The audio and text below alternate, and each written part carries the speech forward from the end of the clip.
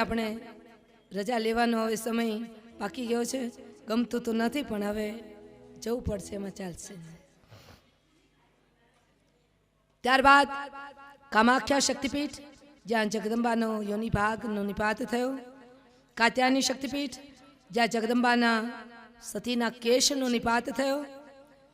શુચિન્દ્રમ શક્તિપીઠ, જ્યાં સતીના ઉર્ધ્વદાતનો નિપાત થયો.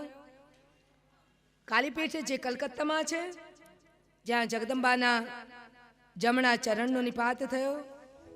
ત્યારબાદ અટહાસ શક્તિપીઠ, કે જ્યાં મા જગદંબાના નીચેનો ઓષ્ટનો નિપાત થયો. વક્ત્રેશ્વર શક્તિપીઠ, જ્યાં જગદંબાના સતીનું મન પડ્યું. નલહરી શક્તિપીઠ, કે જ્યાં જગદંબાના ઉદરનો ભાગ પડ્યો. ઉદરનો ભાગ નલહરી શક્તિપીઠમાં પડ્યો, પણ ઉદરના નાભીથી ઉપર, નાભીથી નીચે બે ભાગ છે. તો એમાંથી કયો ભાગ પડ્યો એ નક્કી નથી થઈ શક્યું. અને અહીંયા આપણા ગિરનારની અંદર પણ જે છોટી માતાજી અંબાજી બિરાજ્યા છે, ત્યાં પણ ઉદરનો ભાગ પડ્યો છે. ત્યારબાદ કિરીટ શક્તિપીઠ, જ્યાં સતીનું શિરોમણી મુકુટ પડ્યું. બહુલા શક્તિપીઠ, જ્યાં જગદંબાના ડાબી બાહોનું પતન થયું. ત્યારબાદ સ્ત્રીસ્તોતા શક્તિપીઠ, જ્યાં જગદંબાના વામચરણનો નિપાત થયો. વિભાસ શક્તિપીઠ, જે પશ્ચિમ બંગાળમાં આવેલી છે, જ્યાં જગદંબાના જમણા નખનો નિપાત થયો. મિથિલા શક્તિપીઠ, જ્યાં જગદંબાના ડાબા ખંભાનો નિપાત થયો, જે બિહારમાં આવેલી છે. કાંચી શક્તિપીઠ, જગદંબાના કંકાલનો નિપાત થયો. પ્રયાગ શક્તિપીઠ, જ્યાં જગદંબાના હાથની અંગુલીઓનો નિપાત થયો. જયંતી શક્તિપીઠ મેઘાલયમાં છે, જ્યાં જગદંબાના જાંઘનો નિપાત થયો. પર્વત શક્તિપીઠ, જગદંબાના જમણા તલ્પનું જે મુખારવિંદમાં તાળવાનો જે ભાગ છે એ. ત્યારબાદ કાશ્મીર શક્તિપીઠ અમરનાથમાં આવેલી છે, કે જ્યાં મા જગદંબાના કંઠનો નિપાત થયો છે. ત્યારબાદ વિરજા ક્ષેત્ર જગન્નાથપુરીમાં આવેલી છે, અને જગન્નાથપુરીના એ પ્રાંગણમાં જગદંબાના સતીના નાભીનો નિપાત થયો. વિશાલાક્ષી શક્તિપીઠ, જે કાશીમાં આવેલી છે, જ્યાં જગદંબાના ડાબા કાનના મણિકર્ણિકાના ભાગનો નિપાત થયો. ઉજ્જૈનની શક્તિપીઠ, કે જ્યાં ક્ષિપ્રા નદીનો તટ છે, અને જ્યાં ભગવતીના કોણીના ભાગનો નિપાત થયો છે.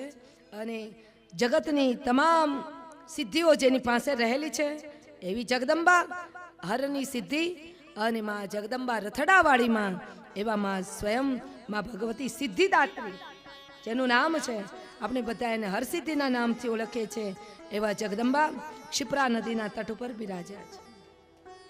ત્યારબાદ કોલ્હાપુરની શક્તિપીઠ, જ્યાં જગદંબાના ત્રણેય નેત્રોનો નિપાત થયો. રામગીરી શક્તિપીઠ મધ્યપ્રદેશમાં, જ્યાં જગદંબાના જમણા સ્તનનો નિપાત થયો. ભૈરવ શક્તિપીઠ, જ્યાં જગદંબાના ઉપરોષ્ટ એટલે કે ઉપરના ઓષ્ટનો નિપાત થયો. મણિ વેદિકા શક્તિપીઠ, જે અજમેરથી 11 કિલોમીટર દૂર છે, જગદંબાના કાંડાનો નિપાત થયો. ગોદાવરી શક્તિપીઠ, જે આંધ્રપ્રદેશમાં છે, અને જ્યાં જગદંબાનું વામગંડ પડ્યું છે. ત્યારબાદ સુગંધા શક્તિપીઠ બાંગ્લાદેશમાં છે, અને જગદંબાના નાસિકાનો નિપાત થયો. અટ્ટલ શક્તિપીઠ, જ્યાં જગદંબાની જમણી ભુજાનો નિપાત થયો.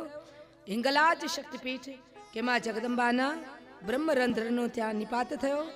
ગંડકી શક્તિપીઠમાં ના સંગમ સ્થાન પર માં જગદંબાના જમણા ગાલનો નિપાત થયો. ગુહેશ્વરી શક્તિપીઠ નેપાલમાં છે, અને ત્યાં પશુપતિમાં નાથ મહાદેવના મંદિરથી થોડે દૂર એ પણ બાગમતી નદીના કિનારે માં જગદંબાના શક્તિપીઠનું વર્ણન બતાવવામાં આવ્યું છે.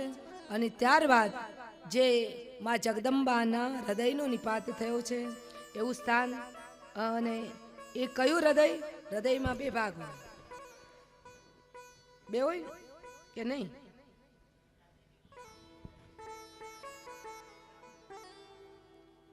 પણ માના જમણા હૃદયનો જે ભાગ છે એ અંબાજી કે જે ગુજરાત અને રાજસ્થાનની સરહદ ઉપર મા અંબે સરકાર બિરાજ્યા છે, કે જ્યાં વિશાળ યંત્રની પૂજા થાય છે.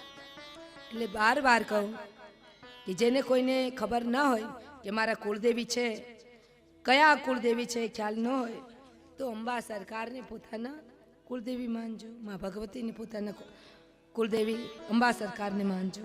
તો અહીંયા શક્તિપીઠની સુંદર મજાની કથા બતાવવામાં આવી. ત્યારબાદ તારકાસુર માં પોતે અગ્નિની અંદર વિલીન થઈ ગયા.